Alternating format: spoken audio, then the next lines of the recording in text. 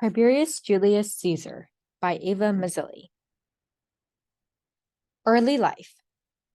Tiberius Caesar Augustus, or Tiberius Julius Caesar Augustus, was originally named Tiberius Claudius Nero after his father, but changed his name as he was adopted by Augustus Caesar when he was in his 40s. Augustus was attracted by the beauty of Livia, Tiberius's mother, who was at the time pregnant with a second son. Augustus divorced his own wife, who was also pregnant, and forced the elder Tiberius to give up Livia and married her. The infant Tiberius remained with his father, and when the younger brother, Drusus, was born a few months later, he was sent to join them. At the death of his father, Tiberius was 9 years old, and with Drusus, he was sent to live with Livia and the emperor. It is suspected that Tiberius's mother, Livia Drusilla, had grand aspirations for her son and was therefore highly controlling. Becoming Emperor Tiberius. Augustus has groomed his two grandsons, Gaius Caesar and Lucius Caesar, by his troublesome daughter, Julia, to succeed him. However, Gaius and Lucius both ended up dying, and in order to ensure his possible ascension to the imperial throne, Tiberius was forced to divorce, at Augustus's orders, his beloved pregnant wife, Vespania Agrippa, and in 12 BC, marry Julia Caesar, Augustus's daughter. In 12 BC, they married, but Julia's reputation of a womanizer pushed Augustus to exile her from Rome, and she died in 14 AD because of starvation. Importantly, Tiberius had never shown great enthusiasm for coming to the power of the throne.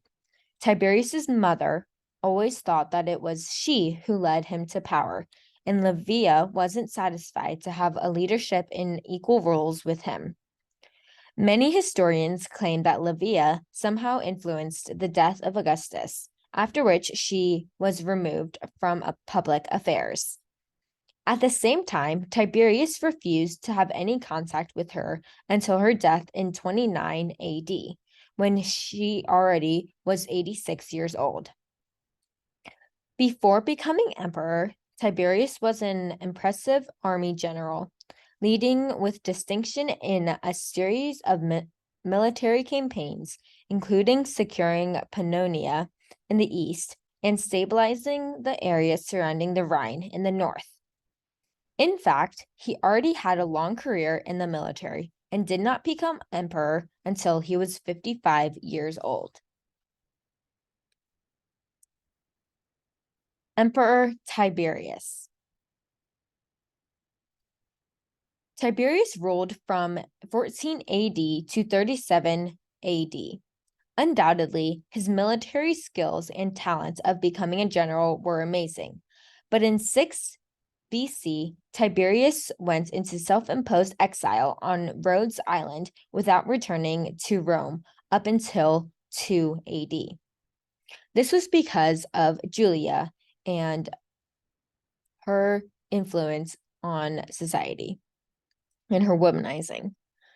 He had to receive an official permission from Augustus to come back to Rome, and after the death of the first emperor, Tiberius acquired an allowance to become the new emperor.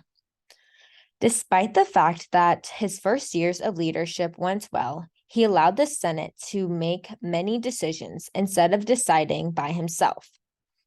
Germanicus Julius Caesar Claudius was the adopted son of Tiberius, who he had adopted at the request of Augustus.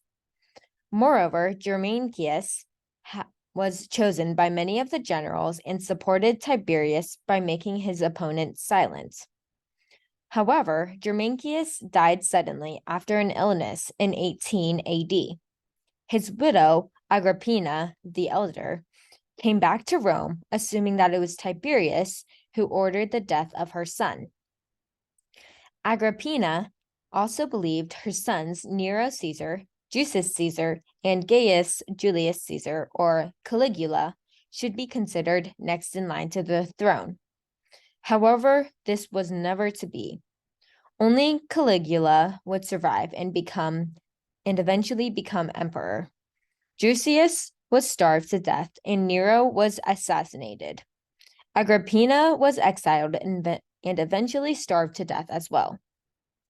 Caligula and his sisters, who were seen as too young and not a threat, lived with Tiberius on Capri. The emperor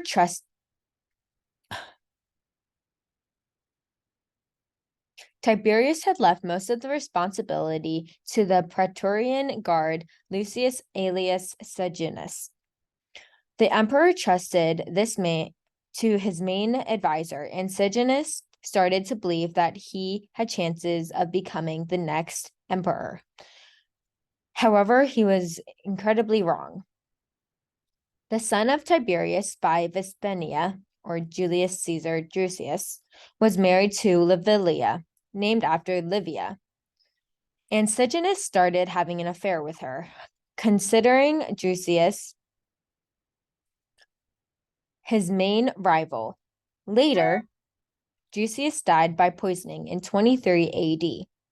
In addition, Sejanus divorced with his wife and left his children, but Tiberius denied the request of Livilla and Sejanus to marry in 25 AD. In 31 AD, the couple announced their marriage without an official permission from the emperor. Livilla's mother wrote to Tiberius to inform him that Livilla and Sejanus had a plan to kill him and Caligula, his heir. Tiberius immediately returned to Rome and, together with the Senate, forced Sejanus to answer to the accusations. Consequently, Sejanus was found guilty and strangled in public.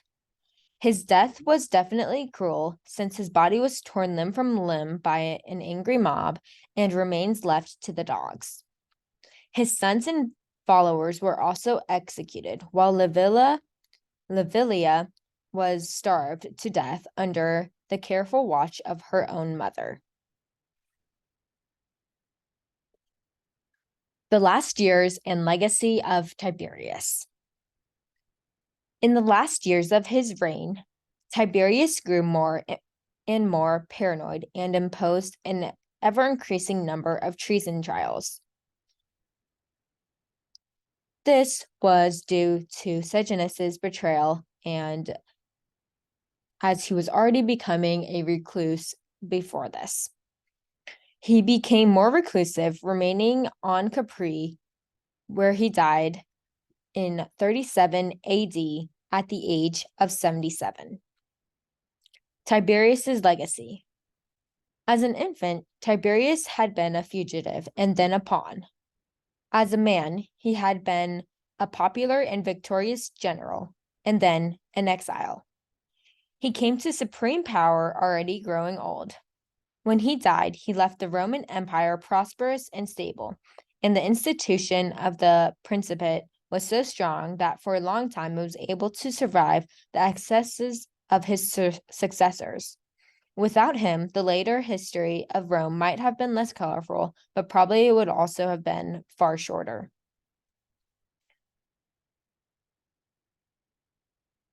Tiberius was known as a very difficult emperor,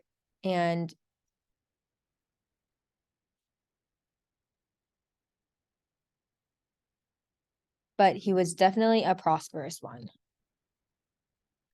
And this is the 4 sources that I had used for